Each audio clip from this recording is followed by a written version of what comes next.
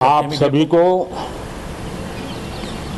2024 के वर्ष का राम राम। साथियों, मुझे विश्वास है कि देश नित्य प्रगति की नई नई ऊंचाइयों को पार करता हुआ आगे बढ़ रहा है। सर्वस्पर्शी विकास हो रहा है, सर्वांगीण विकास हो रहा है, सर्व समावेशक विकास हो रहा है।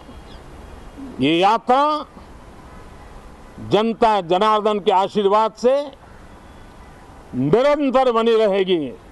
इसी विश्वास के साथ फिर आप सभी को मेरा राम राम। मोदी सरकार के दूसरे कार्यकाल के आखिरी बजट सत्र की आज से शुरुआत हो गई और आज जब बजट सत्र में शामिल होने के लिए पीएम नरेंद्र मोदी संसद पहुंचे तो उन्होंने मीडिया से बात करते हुए अपने संबोधन की शुरुआत राम राम से की और अपनी बात खत्म भी उन्होंने ऐसे ही खत्म की। हाल ही में अयोध्या में राम मंदिर में प्राण प्रतिष्ठा का कार्यक्रम संपन्न हुआ, जिसके बाद पहली बार पीएम मोदी का मीडिया से सामना हुआ तो उन्होंने सबको राम राम किया। देखिए, सामने लोकसभा चुनाव है तो ये ऐसे ही नहीं हुआ, उस पर भी बात करेंगे, लेकिन पहले आपको सुनवाते हैं कि पीएम मोदी ने पूरी बात क्या कही। आप सभी को 2024 के वर्ष का राम राम। साथियों, इस नए संसद भवन में जो पहला सत्र हुआ था उसके आखिर में इस संसद ने एक बहुत ही गरिमापूर्ण फैसला लिया था और वो फैसला था नारी शक्ति वंदन अधिनियम। साथियों, मुझे विश्वास है कि देश नित्य प्रगति की नई नई ऊंचाइयों को पार करता हुआ आगे बढ़ रहा है।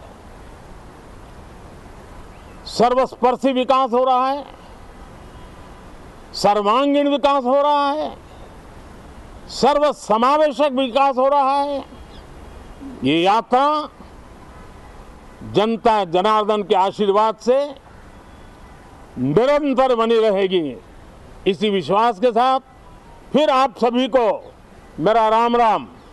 बजट सत्र से पहले प्रधानमंत्री मोदी ने सभी को 2024 की राम राम कहकर संबोधित किया। अयोध्या में भगवान राम के प्राण प्रतिष्ठा के बाद पीएम मोदी ने जब लोगों को संबोधित करना शुरू किया तो राम राम के संबोधन से किया और खत्म भी सिया राम से किया था। अब सवाल यह है कि आखिर पीएम मोदी ने ऐसा क्यों किया। देखिए, लोकसभा चुनाव से ठीक पहले जिस तरह अयोध्या में राम मंदिर में प्राण प्रतिष्ठा हुई और उसके बाद से देश में जिस तरह से पूरा माहौल राममय हो गया, तो बीजेपी भी 2024 के लोकसभा चुनाव को राम मंदिर के मुद्दे के इर्द गिर्द रखकर अपना चुनावी नैरेटिव सेट कर रही है। बीजेपी नेताओं और राजनीतिक पंडितों का मानना है कि राम मंदिर का सियासी असर अप्रैल में होने वाले लोकसभा चुनाव में भी जरूर दिखेगा। आजकल पूरे देश में अयोध्या में बन रहे भव्य राम मंदिर का मुद्दा छाया हुआ है। ऐसे में पीएम मोदी अपने संबोधन की शुरुआत राम राम से करके राम भक्तों को संदेश देना चाहते हैं, जो शायद उन तक पहुंच भी रहा है।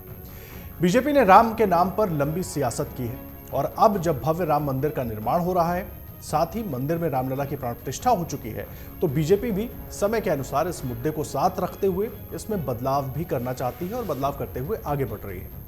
अगर आपको याद हो तो पहले उद्घोष जय श्री राम का होता था, जो अब राम राम या सिया राम हो गया है। कोशिश सबको, हर तबके को अपने साथ जोड़ने की है। लोकसभा चुनाव में बीजेपी अपनी जीत को लेकर आश्वस्त है और 400 प्लस का प्लान लेकर चल रही है। साथ ही उसे लगता है कि राम के साथ तो रहना ही है, लेकिन मुद्दे में थोड़ा ऐसा बदलाव भी करना है जिससे सबको अपने साथ जोड़कर रखा जा सके। और ऐसे समय में जब पूरे देश में राम नाम की लहर दिख रही हो तो बीजेपी इसे सबसे आगे रखकर चलना चाहती है, ताकि लोकसभा में अपने वादे के पूरा होने के नाम पर लोगों से वोट लिए जा सके। इसलिए इसमें कोई कसर छोड़ी भी नहीं जा रही। देखिए, सुप्रीम कोर्ट के आदेश के बाद अब अयोध्या में भव्य राम मंदिर बनकर तैयार हो रहा है। भगवान रामलला 500 साल के बाद अपने गर्भगृह में विराजमान हो चुके हैं और उनकी प्राण प्रतिष्ठा भी हो चुकी है। पीएम मोदी के राम राम से संबोधन के मायने भी अलग हैं। उनकी कोशिश है राम को एक बार फिर सब तक पहुंचाने की, क्योंकि पीएम मोदी पहले भी कह चुके हैं कि राम केवल हमारे नहीं सबके हैं और इसीलिए उनके संबोधन के दूरदर्शी मायने को समझा भी जा सकता है। एक तरफ विपक्ष अभी आपसी माथापच्ची में ही लगा हुआ है और दूसरी तरफ बीजेपी पूरे देश में एक बार फिर राम नाम की लहर चलाने में जुटी हुई है। मकसद साफ है, 2024 के चुनाव में एक बार फिर राम के नाम पर लोगों को अपने साथ जोड़कर रखना। और बीजेपी की तरफ से पूरी कोशिश है कि सब कुछ ऐसा ही हो, क्योंकि जिस तरीके से प्राण प्रतिष्ठा हुई और उसके बाद पूरे देश में जिस तरीके से राम नाम का माहौल बना है, बीजेपी को लगता है कि राम के सहारे एक बार फिर बीजेपी अपना जो लक्ष्य है उसको पा सकेगी। और इसीलिए बीजेपी जीत के प्रति तो आश्वस्त नजर आती है, लेकिन साथ ही साथ 400 प्लस का लक्ष्य लेकर के भी बीजेपी चल रही है। और जिस तरीके से आज का पीएम का संबोधन, जब वो संसद भवन पहुंचे थे और जब लोगों से, पत्रकारों से बात करते हुए उन्होंने अपनी बात शुरू की राम राम कहकर, आप उससे अंदाजा लगा सकते हैं कि बीजेपी एक अलग नैरेटिव इस पूरे चुनाव में सेट करने को पूरी तरह तैयार है। अगर आप ये वीडियो YouTube पर देख रहे हैं तो हमारे चैनल को सब्सक्राइब करें और बेल आइकन को दबाना ना भूलें। अगर आप Facebook पर ये वीडियो देख रहे हैं तो हमारे पेज को लाइक करें।